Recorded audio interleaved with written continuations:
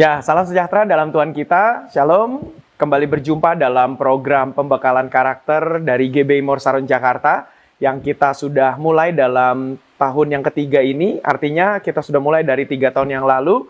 Dan puji Tuhan, program ini lahir pada saat pandemi COVID-19, tepatnya kira-kira pada bulan Maret sampai April tahun 2020.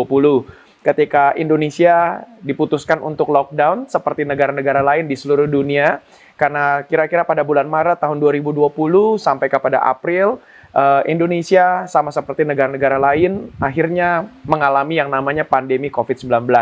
Dan puji Tuhan, GBI Morsaron Jakarta beradaptasi dengan pandemi COVID-19 ini, sehingga saya waktu saat itu masih sebagai wakil gembala dan Pendeta Yakub Nahwai menjabat sebagai gembala GBI Morsaron Jakarta. Lalu kami berdua mengambil keputusan bahwa dalam kegiatan di mana kita semua sedang mengalami lockdown di rumah masing-masing, maka kami GBI Morsaron Jakarta berupaya untuk hadir di hadapan Bapak Ibu Saudara-saudari semua yang ada di rumah. Maka itu saya bersyukur dan sekaligus mengucapkan terima kasih untuk Bapak Ibu Saudara-saudari semua yang sudah setia mengikuti program ini dari tahun awal dulu itu sekitar 3 tahun yang lalu. Dan puji Tuhan, terima kasih juga untuk tim multimedia GBI Morsaron Jakarta yang sudah dari awal mula bersama-sama dengan saya untuk setia menghadirkan program ini di hadapan semua jemaat. Maka itu saya sangat senang dalam pertemuan hari ini, tanggal 22 Juni, kita membahas satu pembahasan yang baik, pembahasan yang sama juga dengan tema tahun ini. Tahun 2023, kita mengadopsi sebuah tema tahunan yang berjudul tentang tahun restorasi. Nah, maka itu kita membahas tema pembahasan pembekalan karakter ini merupakan serial pembahasan yang sudah kita mulai pada bulan Juni kemarin ini. Artinya kita sudah mulai pada tanggal 1 Juni dan hari ini tanggal 22 Juni kita sudah sampai kepada seri yang keempat. Nah, pembahasan kita ini dengan judul 15 alasan untuk menjaga hati. Nah, ini memang kita pakai dari kitab Galatia yang di sana mencatat tentang 15 daftar perbuatan-perbuatan daging yang kemudian dilanjutkan dengan buah roh. Dan ini adalah satu bahan serial khotbah yang pernah kita khotbahkan di ibadah Minggu GBI Morsaron Jakarta beberapa waktu silam. Tetapi kali ini kita hadir dalam pembahasan karakter karena ini kita berbicara tentang tahun restorasi dan harapannya juga supaya hati kita, diri kita mengalami restorasi. Maka itu saya melihat dalam perbuatan-perbuatan daging ini yang memang muncul semua dari dalam hati kita. Oleh sebab itu Bapak Ibu Saudara-saudari, ini menjadi satu serial yang baik untuk bulan Juni sampai ke bulan September nanti.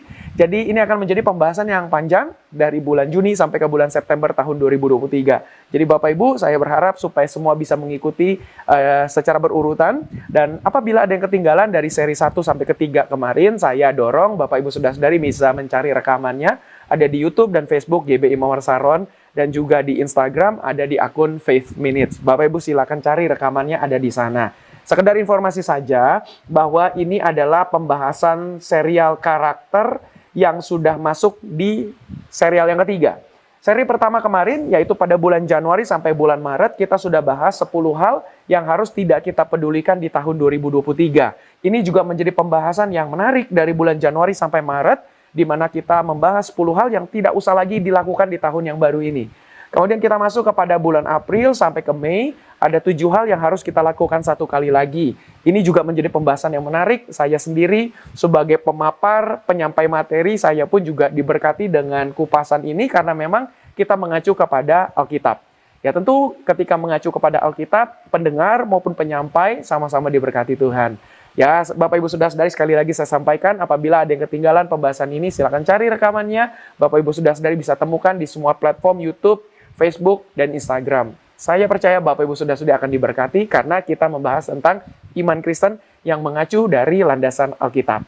Nah, sama juga dengan 15 alasan untuk menjaga hati, maka kita juga membahasnya dari, tentu ini lebih ketara lagi dari Alkitab, karena kita langsung kutip dari kitab Galatia tersebut. Nah, Bapak Ibu Saudara-saudari, nanti kita bisa lihat saja dari kitab tersebut, tetapi dalam daftar 15 alasan untuk menjaga hati ini, sebetulnya satu persatu judul ini berbicara tentang perbuatan-perbuatan daging yang sudah dinyatakan dan didaftarkan di dalam kitab Galatia itu.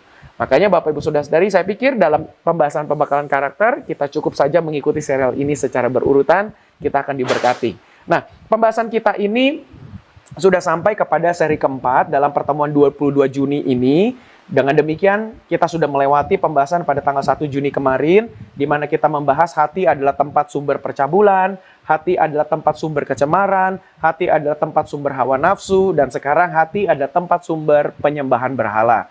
Nah, pembahasan hari ini akan banyak kita kutip dari Alkitab. Saya akan sedikit-sedikit menceritakan tentang bahasa aslinya, karena ini akan menolong kita dan memberkati kita, supaya kita sungguh-sungguh mengalami yang namanya restorasi dari hati kita, supaya kita ini bisa menangkis, menangkal, menghindari, menanggalkan, menghilangkan semua penyembahan berhala yang ada di dalam hati kita.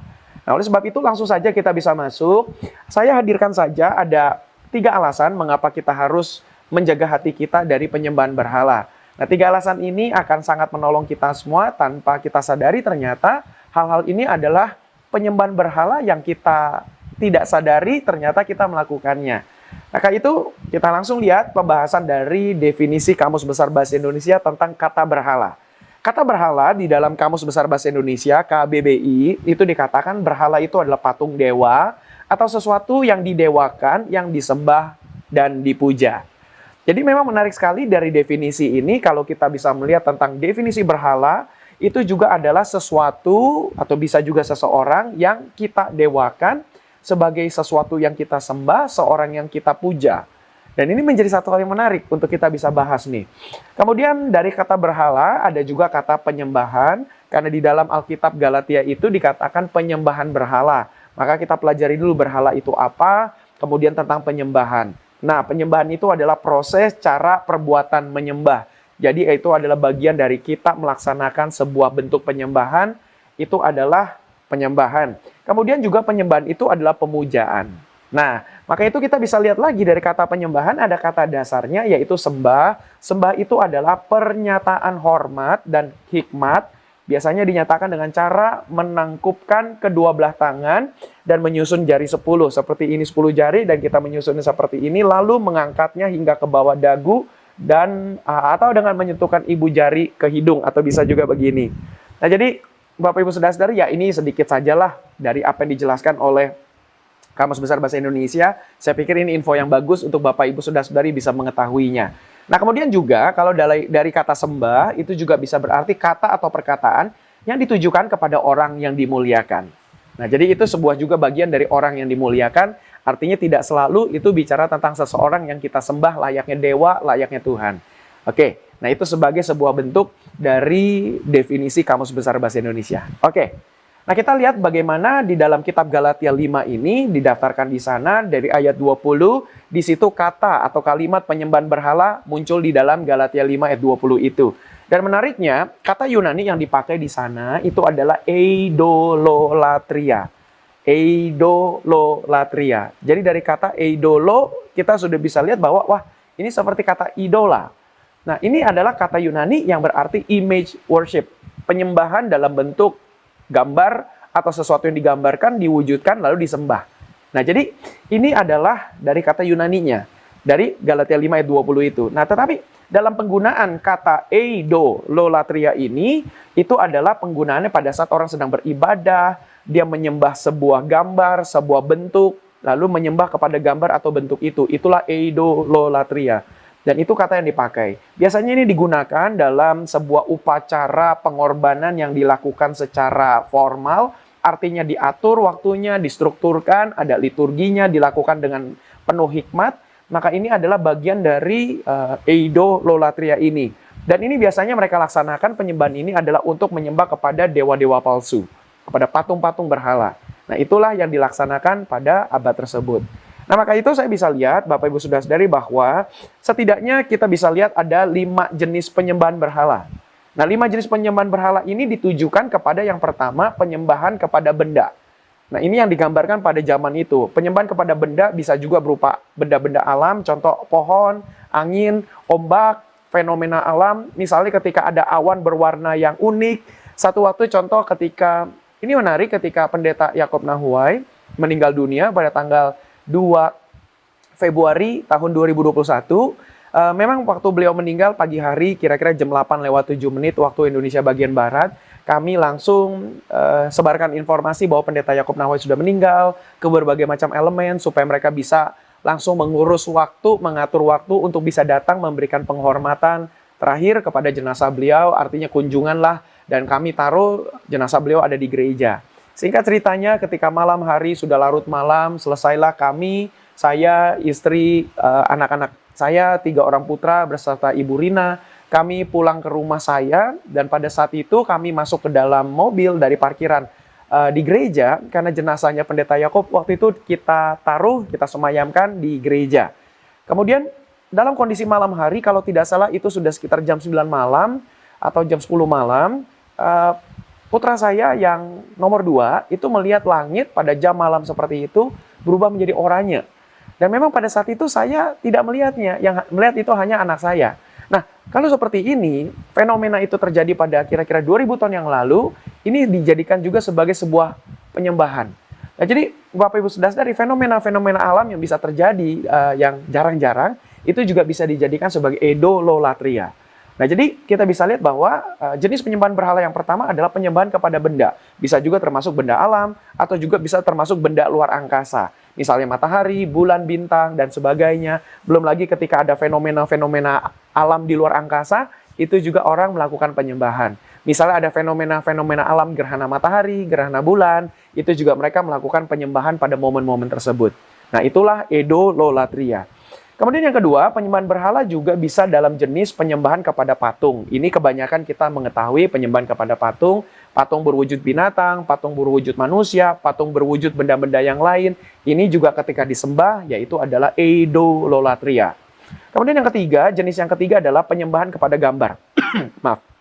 Penyembahan kepada gambar, contoh gambar wujud binatang, gambar wujud manusia, gambar wujud benda-benda yang lain. Nah, itu juga bisa dijadikan sebagai idololatria.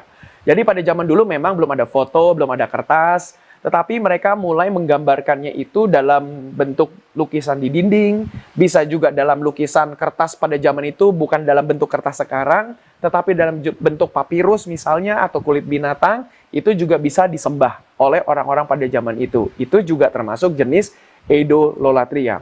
Kemudian yang keempat, jenisnya adalah penyembahan kepada makhluk hidup. Jadi mereka juga menyembah kepada makhluk hidup, misalnya hewan sehari-hari, contoh hewan ternak, hewan liar, mereka menyembah kepada hewan-hewan itu dan dijadikan sebagai sebuah sembahan. Maka ini juga idololatria. Ada juga hewan-hewan langka dan juga ada hewan-hewan cacat. Misalnya ketika mereka melihat ada hewan cacat, contoh misalnya bisa saja karena kecacatan atau kelainan genetika, bisa juga ketika ada seekor binatang, contohnya sapi, tanduknya bisa lebih dari 2, misal tanduknya ada 3, atau tanduknya bahkan hanya tubuh 1, ini kan kelainan genetika. Tetapi pada zaman dulu, orang-orang menyembahnya sebagai sebuah bentuk penyembahan pada zaman itu. Nah, ini juga masuk dalam kategori idololatria. Kemudian jenis yang kelima adalah penyembahan kepada manusia, yaitu kepada kaisar Romawi, kepada raja, atau bahkan kepada sebuah kerajaan disembah, maka itu juga termasuk idololatria. Bahkan pemerintah atau pemerintahan ketika disembah juga demikian, dan menariknya lagi juga adalah pemimpin kelompok. Ketika mereka punya kelompok dan pemimpin kelompok itu disembah, diagungkan sebagai dewa, maka itu adalah idololatria. Nah, satu lagi yang menarik adalah pada zaman sekarang, yaitu adalah penyembahan kepada tokoh-tokoh rohani. Nah, dengan demikian, saya bisa katakan bahwa Bapak Ibu Saudara-saudari, kita memang mesti menjaga diri kita, hati kita, supaya kita tidak menyembah kepada tokoh-tokoh rohani.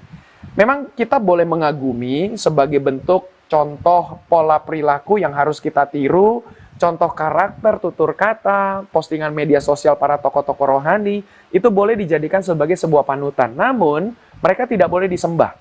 Cukup sampai dikagumi saja. Tetapi jangan sampai diagung-agungkan, akhirnya terjadilah pengidolaan di dalam tokoh rohani tersebut, maka ini dikhawatirkan akan menjadi sebuah penyembahan berhala. Nah, maka itu Bapak Ibu Saudara-saudari, ini perlu kita awasi dalam hidup ini. Karena 3 alasan. Alasan yang pertama adalah kalau kita menyembah kepada, ya saya fokuskan saja lah ya kepada tokoh rohani misalnya.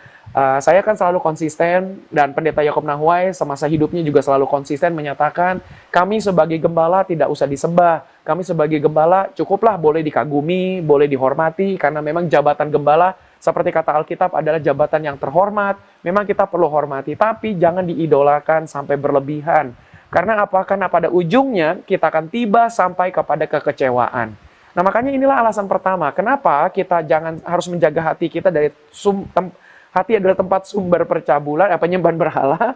Percabulan sudah kita bahas di serial sebelumnya, tetapi hati adalah sebagai tempat sumber penyembahan berhala. Maka jangan sampai kita nanti di ujungnya menyembah kepada tokoh rohani, Bapak Ibu saudara-saudari menyembah kepada saya, akhirnya satu waktu Bapak Ibu akan kecewa. Contoh, ketika Bapak Ibu saudara-saudari mengontak saya di medsos, waduh Bapak Ibu, berapa banyak orang-orang mengontak saya di medsos, mengirimkan pesan di inbox, tentu dengan kesibukan yang ada, dengan kurangnya sumber daya manusia yang untuk membantu saya membuka inbox tersebut, ya pasti saya akan kesulitan mencari waktu untuk bisa membalasnya satu persatu. Membuka medsos saja sudah cukup sulit untuk bisa memposting sesuatu, tetapi bagaimana bisa membalasnya lagi pesan-pesan ini? Nah, ada orang-orang yang mungkin saja merasa bahwa kok saya kirim pesan kok dicueki ya sama Pendeta Yohanes. Pendeta Yohanes kenapa begini ya?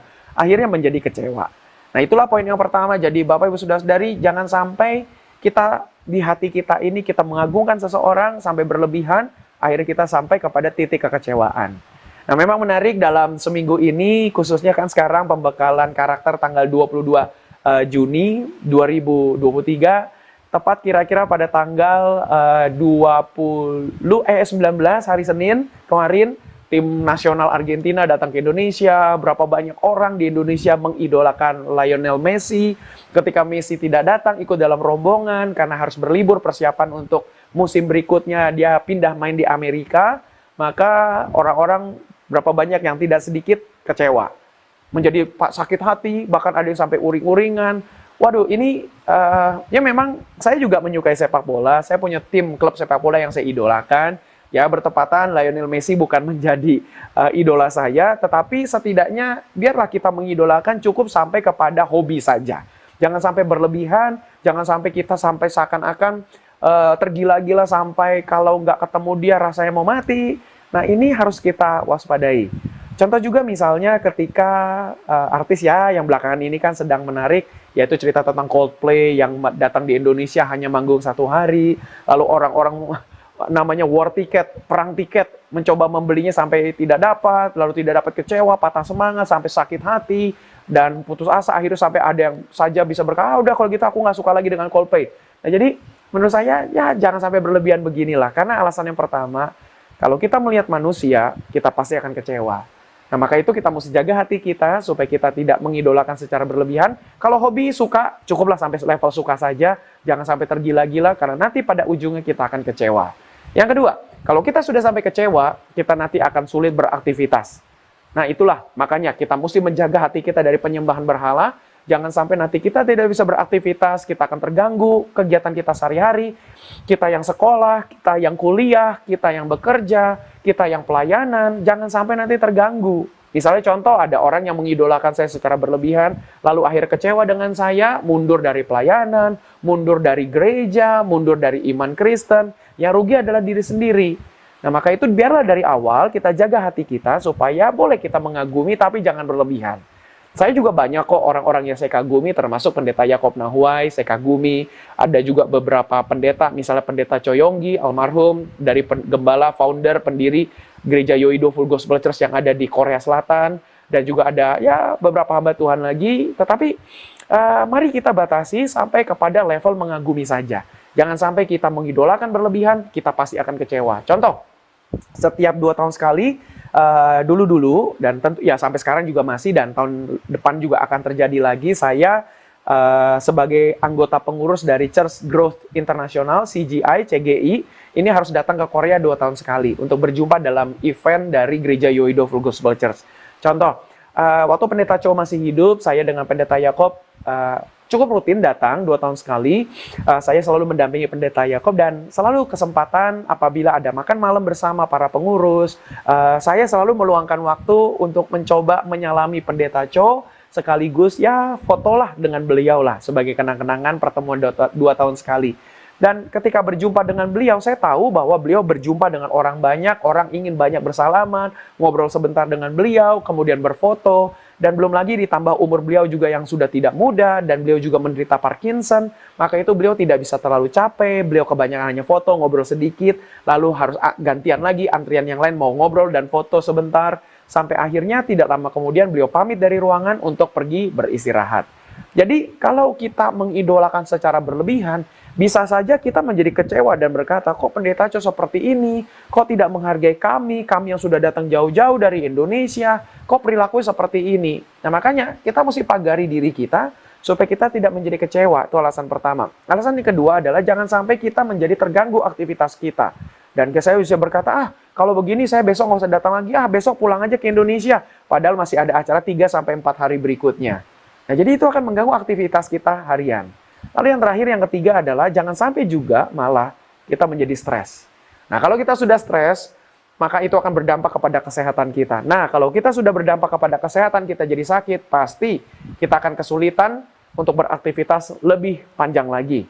Itu akan mengganggu kita sehingga kita tidak bisa beraktivitas, kita jadi sakit, bahkan kalau sampai masuk rumah sakit, sampai stres, sampai kita harus mengkonsumsi obat-obatan, sampai bahkan obat penenang. Waduh, sangat disayangkan sekali. Maka itu tidak main-main, kita memang mesti menjaga hati kita, karena hati kita adalah sebagai tempat sumber penyembahan berhala. Maka itu, mari kita jaga hati kita dengan baik, supaya kita bisa menapaki perjalanan kita, menikmati tahun 2023 sebagai tahun restorasi. Baik, itu saja saya pikir yang saya mau sampaikan kepada kita semua. Biarlah apa yang sudah saya bagikan ini boleh memberkati kita semua dan boleh menolong kita semua menjalani tahun restorasi ini. Dan doa saya, Bapak Ibu Saudara-saudari menjalani tahun ini penuh dengan sukacita dan menjalaninya mencapai kepada keberhasilan. Baik, puji Tuhan, mari kita tutup dalam doa. Bapak, terima kasih, kami bersyukur untuk pertemuan pembekalan karakter Faith Minutes Live yang kami sudah nikmati dan kami juga menjalaninya dengan taat dan setia mengikuti semua pembahasan. Biarlah berkat Tuhan selalu ada, tersedia bagi setiap kami, dan kami menjalani tahun restorasi ini, dan kami mengalami sungguh-sungguh restorasi dalam hidup kami. Berkati kami Tuhan, kami yang punya pergumulan hidup, Tuhan tolong, kami yang sakit, Tuhan sembuhkan dalam nama Tuhan Yesus. Dan tentu kami doakan gereja kami, GB Morsaron Jakarta, Tuhan memberkati gereja kami dalam program-program pembekalan karakter, program-program pembekalan Alkitab, Faith Bible Ministry setiap hari Selasa jam pukul 19.00 waktu Indonesia bagian Barat, dan juga kegiatan-kegiatan lainnya, biar Tuhan memberkati. Terima kasih Bapak, kami juga tentu doa bagi bangsa dan negara kami Indonesia, Tuhan memberkati. Terima kasih Bapak, inilah doa kami, dalam nama Tuhan Yesus Kristus kami berdoa dan mengucap syukur. Haleluya, amin. Terima kasih Bapak Ibu Saudara-saudari, dan seperti biasa, Bapak Ibu Saudara-saudari yang menggunakan YouTube, silakan subscribe akun YouTube GBI Mawar Saron TV, dan jangan lupa klik lonceng di YouTube GBI Mawar Saron TV, supaya kalau ada pergerakan-pergerakan, kegiatan-kegiatan yang dihadirkan dari YouTube, di handphone, tablet Bapak Ibu Saudara-saudari ada notifikasi yang langsung Bapak Ibu tahu bahwa ada sesuatu yang sedang kita tampilkan. Dan Bapak Ibu Saudara-saudari yang menggunakan Facebook, silakan juga follow dan like akun Facebook page GBI Mawar Saron. Dan juga di Instagram kita hadir dalam akun Faith Minutes, akun GBI Mawar Saron di Instagram juga ada. Bapak Ibu silakan follow keduanya. Nanti kita bisa mengikuti program ini di berbagai macam jenis. Dan jangan lupa program Faith Minutes Live juga hadir di platform podcast, hadir di Spotify Podcast, hadir juga di Apple Podcast, dan juga hadir di Google Podcast. Bapak Ibu bisa nikmati dalam bentuk audio, dan ini kalau dalam menjalani kegiatan, misalnya Bapak Ibu sedang menyetir mobil, mengendarai kendaraan roda 4, namun harus hati-hati ketika menggunakan headset, jangan sampai terganggu konsentrasinya, atau sedang jogging, di mana olahraga. Dan ngomong-ngomong, saya sudah mulai olahraga kembali, dan saya rindu supaya saya tetap sehat, saya masih dalam kondisi prima. Ini juga menopang saya untuk menambah stamina, ketahanan saya dalam berkhotbah di hari Minggu ini memberikan pengaruh yang baik bagi kesehatan tubuh saya. Ayo kita olahraga lagi. Nah, dalam olahraga seperti itu, di waktu luang, boleh pagi hari, atau sore hari, malam hari, ya memang olahraga di luar ruangan adalah lebih baik di pagi hari. Kalau sempat, bangun lebih awal, sebelum pergi ke kantor, kampus, olahraga dulu lah. Di rumah atau di kompleks rumah atau dia di gang-gang rumah kita tinggal di kos-kosan juga silakan saja. Nah, sementara kita sedang olahraga pagi, boleh sambil dengarkan podcast itu. Di semua podcast tadi, Bapak Ibu Saudara-saudari hanya bisa menikmati audio saja, dan kita cukuplah. Kuota kita akan lebih teririt kalau kita mendengarkan audionya saja. Ya, itu sedikit informasi. Ya, kalau Bapak Ibu Saudara-saudari juga sudi kiranya boleh follow akun saya di semua platform YouTube. Kemudian di Facebook juga ada, di Instagram juga ada. Nah, kalau di podcast itu kami hadirkan hanya menggunakan nama saya saja, Yohanes Nahuai. Bapak Ibu cari di podcast, Bapak Ibu akan ketemu dengan nama Yohanes Nahuai. Tetapi di platform yang lain, di TikTok juga GB Mawar Saron ada, Faith Minutes juga ada, saya juga ada. ya bolehlah Bapak Ibu Saudara-saudari follow saya di semua akun media sosial itu, nanti kita bisa berkomunikasi di sana.